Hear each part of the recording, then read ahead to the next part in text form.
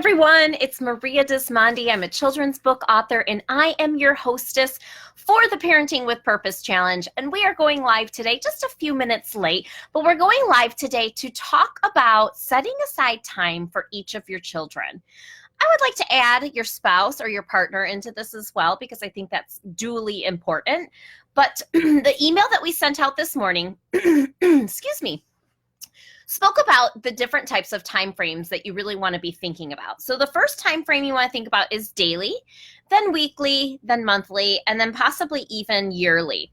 So let me give you an example. Let's talk about daily time with our children. So we have 3 children, and their ages are 5, 8, and 10. I had to think about that. We just had a couple birthdays.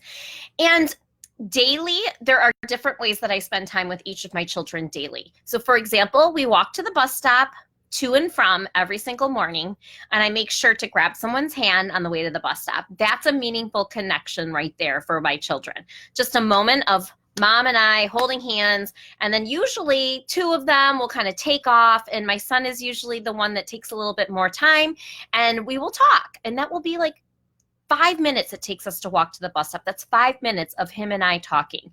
5 minutes of him having my undivided attention. Besides that, he's got his sisters who he's trying to fight attention for. I'll give you another example. My daughter likes to snuggle, and she loves when I go into her bedroom, or she actually really likes it when we snuggle in my room because it's so different.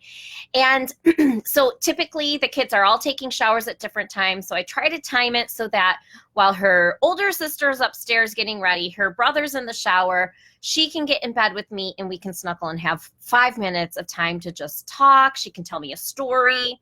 That's our middle child. My oldest daughter, she enjoys crafting. And so on the weekends, she can be seen crafting for hours, basically.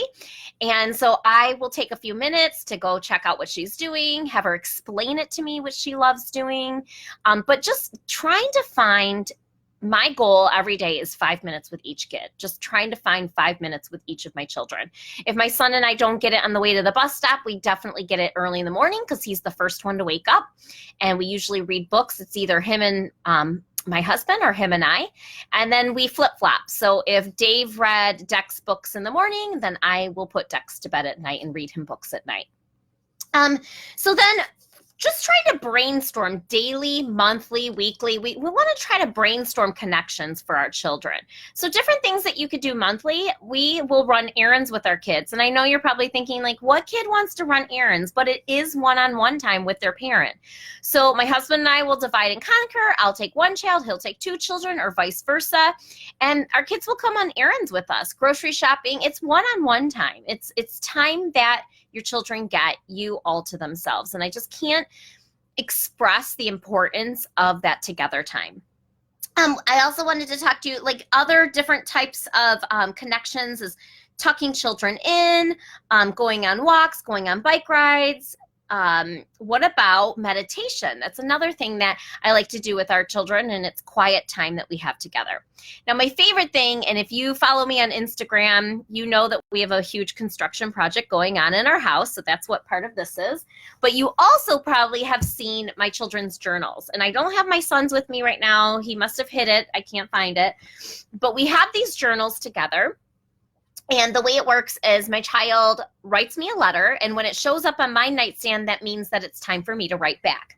And these journals go way back. Like this journal, I started with my daughter October 24th, 2015. Dear Leah, thank you for the beautiful picture. Love always, Mama. So at the beginning, I kept it really simple because, as you can see, she was just learning how to write back in 2015. So this is our special journal together. Dear Leah, I like writing you letters. Love, Mama. And her writing starts to improve.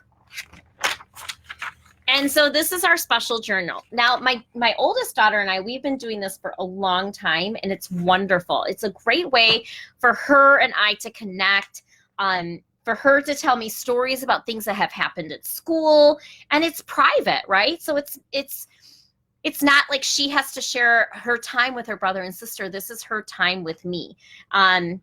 So I really do. She has asked me not to share anything from this journal. Her first journal was when she was in kindergarten and first grade, and this one is more like third, fourth, and fifth grade. And so I will respect her wishes, and I will not share her letters in here. But it's almost full. Like we have been, and it's not every day. It's not even every week. It's more of a monthly thing that we do. I would like to end this by sharing the fact that my friend Judy told me about a parent and child camp. And so I'm actually looking into that, and they have them here in Michigan. And I think you leave on a Friday and you come home on a Sunday, and they have team building activities for you and your child to do. And it goes up to sixth grade. So I thought that would be really special for me to do, or my husband to do, with each of our children before they go into the seventh grade. So certain things like that. And last but not least, just in this busy world, I could pull out statistics on how busy families are right now. It's insane. And actually being busy is like the new status quo. Like people find that in order to be valued, you have to be busy. I'm not kidding you. Like when people, if you test out the waters, ask a friend, say, how's everything going? And 9 times out of 10, they're going to say, we are so busy. And so trying to take things off of your plate so that your family isn't running around town, but your family is actually in the home spending time together. Because at the end of the day, I want my children to grow up learning values from my husband and I. And I know they're in school 8 hours a day, and they're going to learn important lessons and values from other people as well. But their foundation is in the home. And so their foundation has to start with my husband and I. And if we are going out every night with our friends and we're leaving the kids at home and we're not together as a family unit, I worry that that won't happen. And this is what I do. I do research. I do a lot of reading on parenting and, historical timelines on what things were like in the past and how things are now, how our kids right now are children today are the most anxious and stressed out as they've been ever. It's crazy if you start reading the research. And I just don't want that for my children. And so being able to have time with them and not to be so rushed, letting them know, what's the old saying? They're not going to remember what you said. They're going to remember how you made them feel. Being together. I'm going to make my children a priority. How do you do it? You have to be intentional about it. So today's journal activity gives you about 5 minutes to sit down and be intentional about how you're going to make time for all of your family members. It's important to make time for yourself too, but we talked about that in challenge 1. So don't forget, self-care is not selfish, okay?